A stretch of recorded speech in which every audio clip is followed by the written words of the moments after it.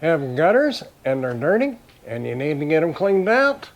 Well, I got something just for you. And for me. Got in a gutter cleaner. I'm going to get it opened up and check it out, and we'll see what it's made of.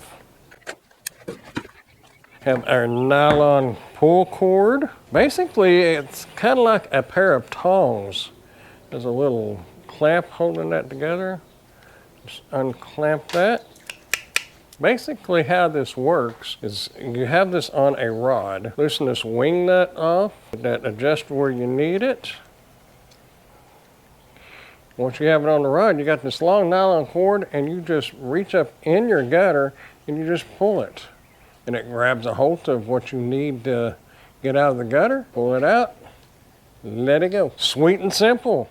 Now you can just take a standard broom handle. I just have a regular old house broom and it will screw into there. You just undo this little piece right here. That'll open up. Take your cord, get enough cord out that you need. Then you can reach up into your gutter, pull the cord, and then you'll be able to take your trash and dispose of it. Get your gutter cleaned out. Put it up there, put it down in the gutter, clamp it, and voila. Easy peasy, nothing to it. This fall, this will definitely come in handy.